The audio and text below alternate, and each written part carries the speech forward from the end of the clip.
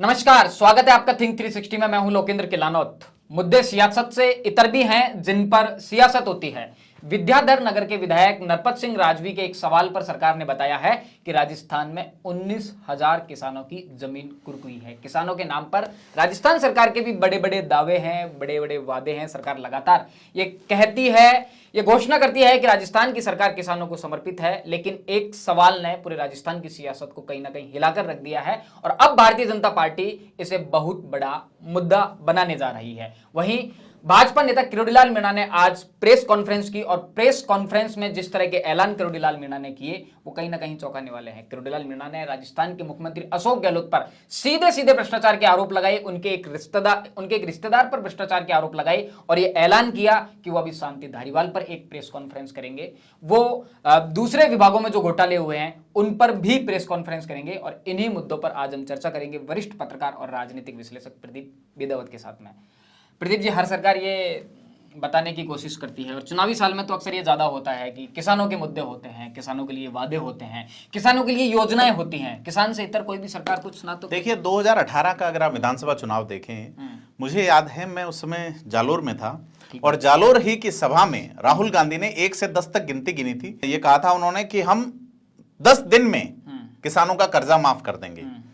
अब फिर उसको अलग अलग तरीके से इंटरप्रेट किया, बीजेपी ने अपने हिसाब से, कांग्रेस ने अपना दिमाग लगाया, कांग्रेस ने अपने वादे किए। लेकिन 19,000 किसानों की जमीन कुर्क होने का जवाब विधानसभा में राजस्व मंडल और राजस्व विभाग की ओर से आया है।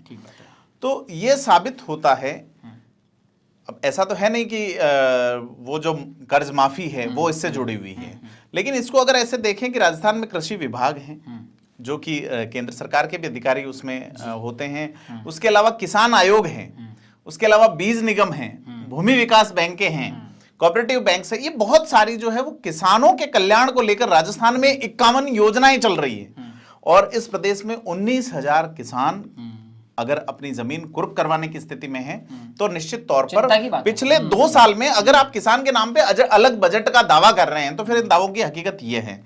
और सरकार इस जवाब से डर भी रही थी क्योंकि जवाब तो देना था। ऐसे में यह जवाब जो है वो चलते सत्र में नहीं आया। सत्र समाप्त होने के 3 महीने बाद हमें यह जवाब दिख रहा है। तो अगर सत्र में आता तो सत्र में ही यह मुद्दा बन जाता, लेकिन मुद्दा नहीं बने, अखबारों में दब के रह जाए चीजें।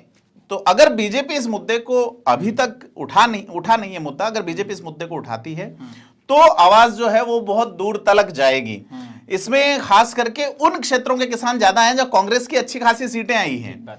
और ये पूरा जो आप देखेंगे कि जो किसानों के साथ जिस तरह से ये कुर्की वाला चला है, तो इसमें एक व्यवस्था होनी चाहिए जो मॉनिटर करे कि अगर किसान लोन नहीं चुका पा रहा है तो क्या कारण है, उसे गाइडेंस मिले, उसे काउंसलिंग हो। ये जमीन चली गई, किन के पास चली गई? बैंकों के पास चली गई। और फिर सरकार का टोरा ये कि हमारी सरकार किसानों के लिए समर्पित है। जी, सारी ही सरकारें ऐसी ही रही है। आप पिछला चुनाव देखिए, सबसे बड़ा मुद्दा ही किसानों का था। जी, 2 मुद्दे थे। दूसरे मुद्दे पे मैं आऊंगा।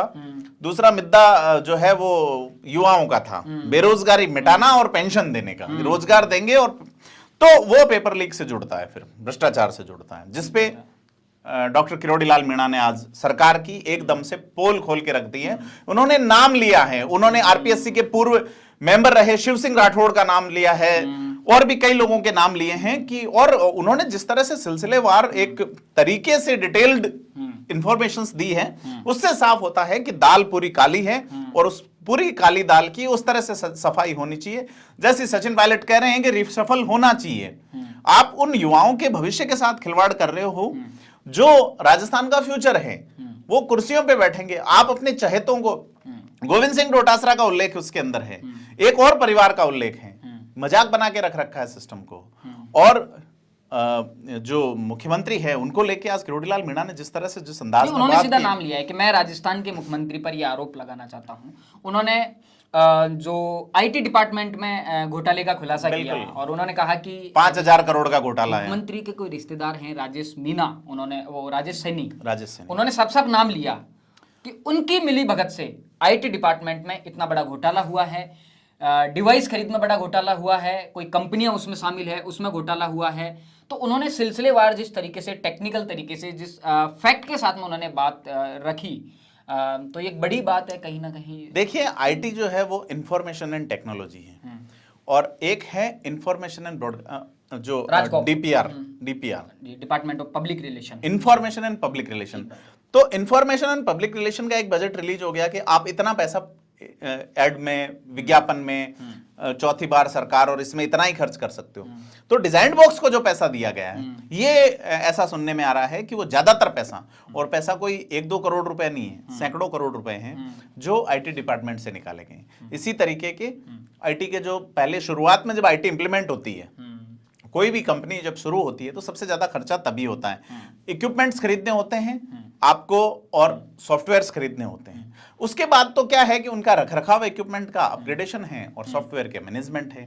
उतना खर्चा नहीं होता। लेकिन पूरे देश में सरकारों ने क्या कर रखा है कि पहले साल आपने 1000 करोड़ का बजट रखा है कि आपको तमाम इक्विपमेंट खरीदने हैं, आपको तमाम सर्वर और स्पेसेस खरीदना है, आपको वेबसाइट्स बनवानी है, आपको सॉफ्टवेयर्स बनवाने हैं। तो 1000 करोड़ का बजट पहले साल में, दूसरे साल में भी 1000 करोड़ ही रखा जा रहा है, उसको बढ़ाया जा रहा है। जबकि फिर तो आपका एक तो संवेतन पे खर्च होगा, वेतन पे खर्च होगा, उसके अलावा अपग्रेडेशन पे, रखरखाव पे। तो मैं तो हैरत में हूं कि आईटी डिपार्टमेंट का बजट बढ़ कैसे रहा है, लगातार कैसे बढ़ रहा है। सुविधाएं नहीं बढ़ी है, पब्लिक तक जो सुविधाएं और पहुंच बढ़नी चाहिए वो उस अनुपात में नहीं बढ़ी जिस अनुपात में बजट बढ़ा है।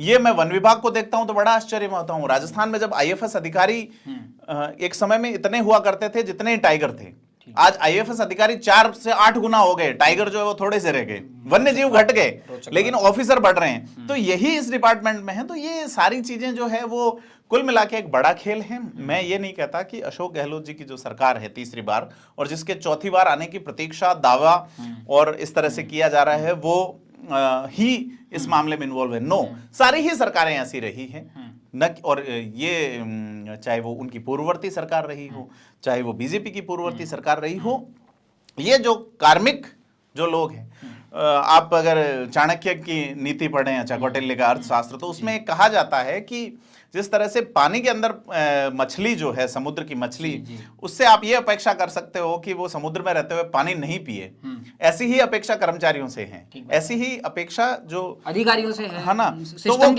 करेंगे। लेकिन ये राजा का एक बहुत बड़ा प्रभाव होता है कि वो किस तरह से जनता में एक प्रभावी छवि और विश्वास उत्पन्न कर सके। वो होता हुआ नजर नहीं आ रहा। किरोड़ी लाल मीणा का ये जो प्रेस कॉन्फ्रेंस है, ये एक बड़ा शुरुआत है, क्योंकि इस बार मुद्दा होगा पेपर लीक, इस बार मुद्दा होगा भ्रष्टाचार, इस बार मुद्दा होगा आरपीएससी, बहुत बड़ा मुद्दा है। अशोक गहलोत की छवि निश्चित रूप से पिछले कुछ समय में, जब से वो गुलाबी वाला विज्ञापन शुरू किया गया है और महंगाई राहत कैंप शुरू किए गए, उसके बाद में बिल्कुल निश्चित तौर पे पब्लिक को लगता है कि हमारे हित की योजनाएं ला रहे हैं। लेकिन जो नाराजगी है वो ज्यादातर एमएलए से नाराजगी है, ज्यादातर एमएलए के खिलाफ एंटी इनकम्बेंसी और भारी एंटी इनकम्बेंसी। क्या लगता है कि जब किरोड़ी लाल मीणा जिस तरह के दावे कर रहे हैं, उसके बाद में अगर कहीं गुलाबी दिख रहा है और पब्लिक कनेक्ट हो रही है, तो बतौर विपक्ष भारतीय जनता पार्टी फ्लॉप साबित रही है? नहीं, सब लोग अपनी अपनी कोशिश कर रहे हैं। और ये कह रहे हैं, किरोड़ी लाल मीणा का अंदाज अलग है, उनकी एक फैन फॉलोइंग है, उनकी एक स्टाइल है, अपील है और बहुत पुराने नेता है। 2003 की सरकार में खाद्य आपूर्ति मंत्री थे किरोड़ी लाल मीणा, बीजेपी छोड़ के। उनके लिए पार्टी इंपॉर्टेंट नहीं। पत्रकार बंधु तो ये सोचकर हैरान है कि वो कागज लाते कहां से हैं। नहीं, उनका एक रिसर्च है, उनके पास एक टीम है, और टीम होने के साथ साथ सबसे बड़ी जो खासियत है किरोड़ी लाल मीणा के पास एक नीयत है प्रभावी चीजों में ले जाने की।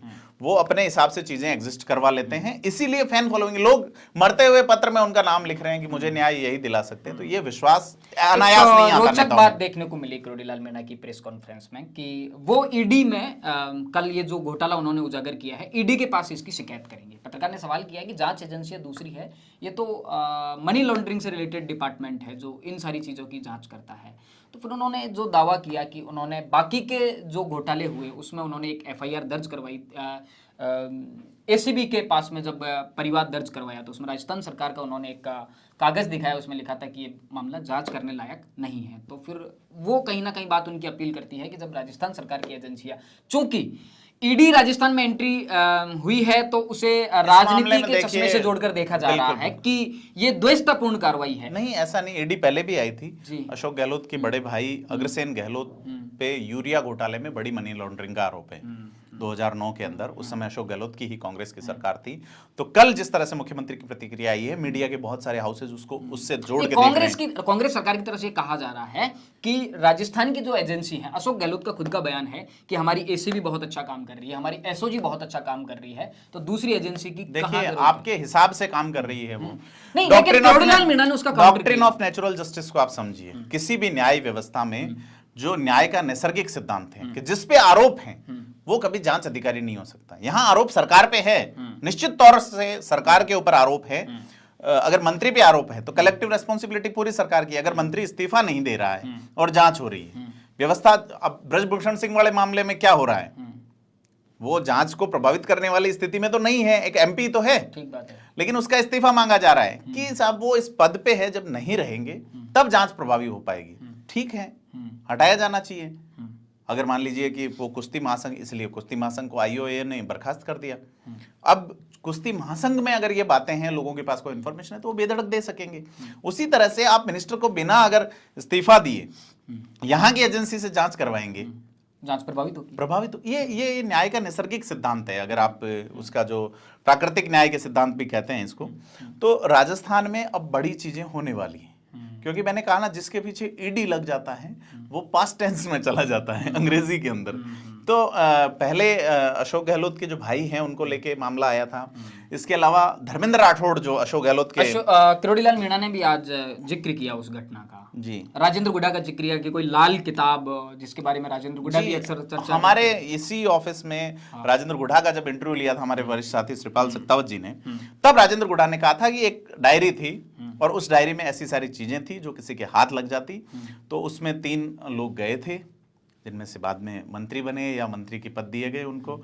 उन्होंने धर्मेंद्र राठौड़ के घर पे केंद्र सरकार की जो एजेंसीज थी उनको वहां से सेफ निकाला, उन डायरीज को, और वहां पे ऐसा कहा जा रहा है कि उन अधिकारियों के साथ में मिसबिहेव हुआ था और वो मामला अभी तक पेंडिंग है।